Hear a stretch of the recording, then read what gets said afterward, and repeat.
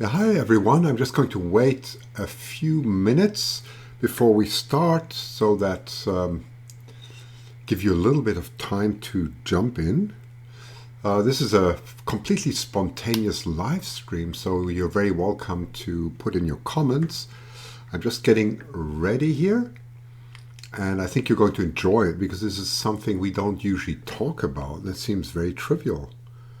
How do eagles actually fly, right? So just give me a second. I'm just getting everything ready here, and we'll be ready to start in a second. Okay, 1 second. But it's a very unusual question because you'll think, well, that's very obvious. I know how these eagles fly, and it turns out to be. Let me just see if I can just log in here quickly.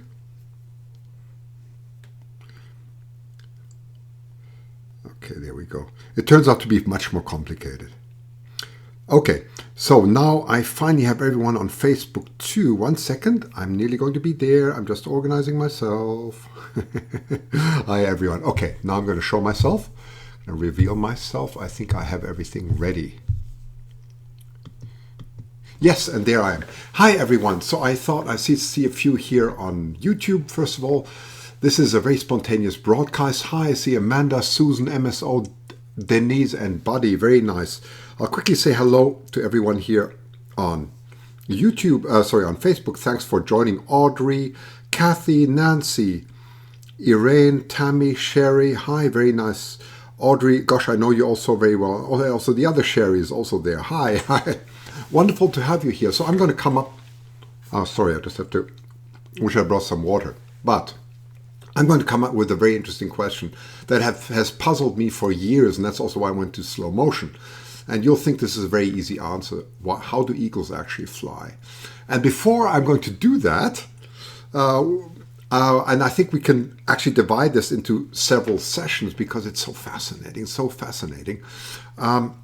could we fly as human beings? You know the whole story of Icarus, this famous story where someone's flapping their wings. You know, it's a beautiful story where he goes too close to the sun and then the wax melts and then he falls down to his death. But it's a very famous story, right? And so ever since ancient times, man has wanted to fly, and so did I probably. And you all fly in your dreams, don't you? And it's a wonderful feeling. So the question is, could we actually fly? Well, the first thing I'm going to ask you is, if you stretch out your arms, I can't even do, my arms are so long. I'm going to ask you, how long can you actually hold your arms like this? I mean, we're not doing anything, right? How long can you hold your arms like this until you're going to say, whew? Well, it's not going to be too long, unless, even if you're at the gym doing this quite a lot, this is a very uncomfortable movement. Well, for a bird, it's completely normal, isn't it? It's completely normal. Oh, thanks for all your very nice remarks here. I see a lot here on Facebook. Thanks. Very nice to see you. So we're going to talk about flying, so you can see how uncomfortable it is. And so if I attached long wings to you, and they would have to be at least 20 feet long and weigh nothing, and that goes only for a person who's about 150 pounds long in weight, and the wings weighed nothing, you would have to flap this backwards and forwards, and it would be an awful exercise. We have no power. So the heavier we are, the less power we have. And we don't have hollow bones, do we? We don't have anything, right? We have nothing. So we wouldn't be very good at flying. We would have to use our legs much more, and that's actually that was actually achieved a few years ago with an incredible experiment where they, tread a lot and had to put a lot of manpower into this, and they could actually fly. But it's really uncomfortable. It's not the way we envision flight, right? And Facebook is still working. I was wondering. Hi, Danny. Also nice to see you. Greeting a few more. Betty, Gail. Very, very nice. Georgia Cruzy also. I see all the familiar suspects here. Very nice. Hal is there. Nice to see you, Hal. We're going to be talking a bit about science today. So it's completely spontaneous. Well, I'll go back to school now. I always loved science. That was my passion. I will always love science. And the first thing I learned in school was, well, the teacher demonstrated why things fly, right? And now comes the thing, and you mustn't tell anyone. I opened today, I opened my safe, okay? And you won't believe this, okay? In order to demonstrate this to you, and don't tell anyone, I had to open a safe. And I had to take this out to demonstrate this. And this is so precious now. That's why don't tell anyone, okay? So this comes straight out of the safe. We have a 3-lock combination safe. And it took a long time, a lot of sweat to get this out, right? So anyway, that's what our science teacher demonstrated. So I'm going to take one leaf and use it for a completely wrong purpose here. You know what this is used for, right? So I'm using it for the wrong purpose. And this is what our teacher showed us in school, right? Icarus, that's right. That's what it's all about. Icarus and coming close to the sun. So what he did is he put the toilet paper close to his mouth. And this is really very bad, okay? And he blows over. And you can see what happens. It's lifting up. And I have to put this back in the safe now. We can't do this too long. But anyway, let's take a piece of paper and just blow. And then I'll tell you what's happening here. See how the paper's lifting up? Very simple experiment, right? Very simple experiment. He says, well, that's why birds fly. And I thought, wow, that's marvelous. So what's happening here is what we call the famous Bernoulli equation, right? Hi, Lady Hawk is also there. It's very nice to see you. I'm just explaining some trivia here about why birds fly, and it's not trivial at all. So anyway, that's the paper. That's what he showed us, like this. So I went home and did this all the time. That's why birds fly. And later we learned that's the so-called Bernoulli equation. So what happens here, and that explains in very basic things why planes fly, right? So as I blow over the paper, I'm blowing at high speed, and it's much higher speed than below, okay? So I'm actually causing a lower pressure by blowing the air very fast, and they're uniting on the other side where the pressure evens again. By doing that, I'm causing a decrease in pressure, and that's lifting. It's called the Bernoulli equation. It depends on the what is it, square. I think it's the square of the velocity, if I remember correctly. Yes. So anyway, that makes the paper lift, and that's why birds fly. Yes, got it. Okay, that's the end of it. No, it's not. It's not. It's much more complicated, really, and it's absolutely fascinating. And this is where I got into slow motion, and I thought, let's study this all. That's right, Hal. Low pressure on the top. That's exactly what they tell us, right? But then you look at the back picture there. I'm just going to shrink myself a little bit here. And you think, wow, that's all. That's just pressure difference that makes the bird fly. No, it's much, much more complex. Nature has had hundreds of millions of years to solve one of the most complex problems in nature that humans haven't done yet. Even the best engineers, as we are, we cannot solve this problem yet. We have built drones and all kinds of things, but none of these. Ah, gosh, sorry. This is my. This is. Let me just get rid of this. One sec. Let me just. 1 second. Let me just adjust this. This is stupid Windows always closing up new windows here. Okay, sorry. Here I come again. There. That shouldn't disturb us anymore. Sorry about that, but that's a typical live show. Okay. Anyway, I see you all coming in nicely from Facebook. So far, what I've just explained is what we learned in school, just on a piece of paper. Why planes fly? There's a lower pressure on top. The air goes faster. They unite again. That's so-called Bernoulli equation, right? That we learned in school. But it's not that simple. It's not that simple. With birds, and I'm going to demonstrate this to you now, they solve the problem much more elegantly. Much, much more elegantly. Okay, so let's do this. Let's just do this. I'm going to open a file here, and I'm going to show you something really beautiful in slow motion. And that's going to explain to you what nature really does. Okay? So here you go. This is just a little bit. Just watch the wings for a second. Okay? Just watch what they're doing, right? And watch very carefully. I'm going to play this clip a few times, right? Just a few times. And I'm going to play a few clips to you, and then I'm going to ask you, what did you actually see and what did you actually learn here? And then we'll talk about this, right? So that's the one clip. It's quite a magnificent clip as an eagle comes right by. Look at that. Look at the motion very carefully of the wings. What is it doing, right? Oh gosh, I can't stop this stupid. I sometimes really hate the close window. Okay, there we go. So you can see the way it lands, but that's only part of the story. I'm going to show you another clip and then another clip. Watch this one. Watch this one coming in like that. It's absolutely beautiful. And watch what it does with the wings and watch the tail feathers. Okay, we're going to talk about this in 1 second. And then you'll see what I'm getting at. Okay. So watch carefully what the bird is doing when it's pushing down the wings, and watch also what happens when the wings go upwards. And then watch the tail feathers, right? It takes a long time to notice something. And it's almost the same for all the birds, right?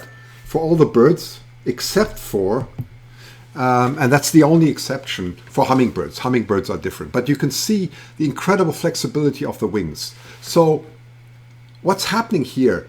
In the downward thrust, it's closing all its feathers. The primary and secondary feathers and everything is completely tight. It's pushing down. But there's something amazing. So what it's actually doing, it's pushing down and causing low pressure on the top. It's causing a low pressure on the top, which is causing a lift. It's causing a lift. And that is balancing itself at the moment with gravity, okay?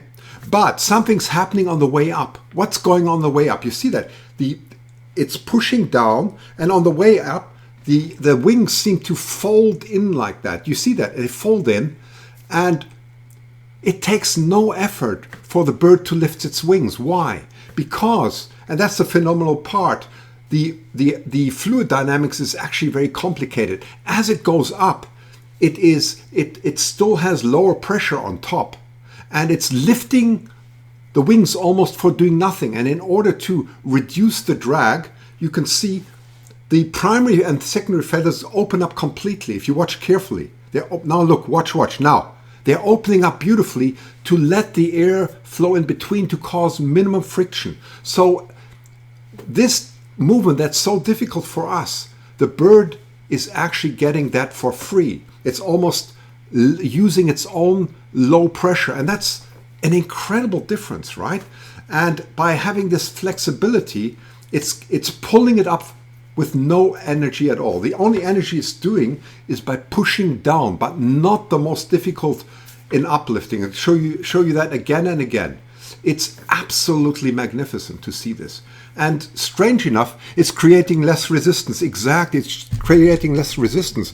And what I find so interesting is I don't see this explained anywhere. I saw one YouTube channel, very nice one, Smarter Every Day, explain it actually on macaw parrots, and that I thought was the correct explanation. But if you watch this, it's just phenomenal, right? It takes an eagle almost no effort whatsoever to lift up the wings, what we would consider so much work, and that's caused by the low pressure and also giving it no resistance, just like flowing. Not like suddenly tearing up the wings into very minute parts, and they just flow up again, and then you push down again, right? Isn't that beautiful? It's absolutely, yes, the eagle looks like it's flying effortlessly. Exactly, Lady Hawk. That's exactly the observation, right? And that's also why for us humans, even if we had super light wings that were 20 feet long and you weighed 150 pounds on average, right? It wouldn't be possible to fly because we would have to put in so much energy getting the wing up again, right? And that's the effort. It's not even pushing it down, it's getting it up. And that's what nature has solved in the most beautiful way. Isn't it stunning? Well, I'm going to show you that in a few more things, and I don't want to spend too much time on this. I just wanted to give you something beautiful to think about. This is another beautiful clip. Again, taken in Dutch Harbor. Again, you can see exactly what I'm saying here. Watch now. Watch how the this is more the top view, right? It's a top view, and watch how the wings are unfolding. You see that? It's almost like rubber. It's just beautiful, and you can see the tail feathers at the moment are doing a lot of steering and balancing. Very nice. It's just doing the final things, and you can see there's no fin. There's no tail on like airplanes have. They do all the balancing by themselves. Planes can't do that because if the planes wouldn't have a tail, they would just flip around like that because by the balance of momentum it wouldn't work, right? So again, it's just beautifully solved in nature. It's just absolutely exquisite. So I just wanted to spend a bit of time, for you next time when you see birds out there, to have some appreciation and just admire the beauty of flight and how they actually do this, right? And next time we'll go more into how a bird actually starts, which is really complicated, and also how it lands. That's separate topics. That would be a little bit too much now. But you can see the simple things that we learned in science just by blowing, on a piece of paper. I can't even do it properly sometimes. There we go. Is very different to what the birds are doing, right? They are doing this in a sophisticated manner that has been solved over hundreds of millions of years, and it's all about the upward stroke. The upward stroke that is so magnificent, where they cause almost no resistance. You see, they almost fold it like that and then unfold. Absolutely beautiful, isn't it? Lady Hawk is saying, Christian, what is the aerodynamics of the eagle that takes off from a tree or ground? Yes, okay. Lady Hawk, you know what? We're going to go on to that next time. It's a beautiful topic. I actually love it, and I have beautiful slow motion videos on that. But I think it would be too much to do that now because we would just wanted to start with normal flight. The takeoff is incredibly interesting. And why is the takeoff so interesting? And I'll explain to you exactly what happens during the takeoff. Why? Oh gosh, I don't know, this window won't close. That's typical a live show. That's just getting on my nerves. But we'll do that next time. But what's so incredible is, the wingspan of an eagle is about 6 feet. And in the first stroke, which is actually half a stroke, it has to lift itself so high that the feathers don't touch the ground, and that takes an incredible effort on, right? That takes an absolutely incredible effort. So just coming. Let's see if I can come back here just to have an eagle in the background, so I don't get irritated all the time. And I'm going to put myself back like this to just close this off now. We're going to talk about that next time, Lady Hawk, because I have the most amazing image, the most amazing slow motion on eagles taking off, and it's really worth a whole session, which I don't want to do too long, about 20 minutes, just to talk about the takeoff, and then we're going to talk about the landing, which is even more complex. I promise you. The landing of eagles is incredibly complex too. It's you really have to study it in detail, and you'll be surprised. There's very little written about it. I have researched so much, and I'm surprised how little we actually understand to date. Anyway, I think that was quite heavy. I'm just going to quickly look through the comments. Let me first look on YouTube so I don't miss anything. So Lady Hawk, my answer will come next time. So please, I'll do it in a few days. And if you happen to be around, that's fine. If you don't worry. You can always look at it again. But it's absolutely fascinating. Quick look here on Facebook. Thanks. Hi. Connie is also there. Layla, Steve, Tim Phillips. Very nice. Whenever I see an eagle flying, I have to stop and watch the cool thing. I know. And the thing is, we miss so much with our eyes. That's why I like slow motion so much. We miss all the details. And Danny says, more difficult when the air is colder. That's completely correct. And at higher altitudes where it's less than. That's a good point. That's a good point because of course, if the air is more dense, it's easy to fly. There's a very nice experiment that I would love to do if I had a vacuum chamber here. You put a fly into a vacuum chamber and you slowly suck out the air, but not too much that the fly dies, so don't worry. But you see when is the density so low that it can't actually take off anymore. So this is all very related, right? Quite interesting. So anyway, that's all I wanted to give you. So I'm going to put my precious toilet paper back into the safe. No, I'm only joking. We don't have a safe at home for this.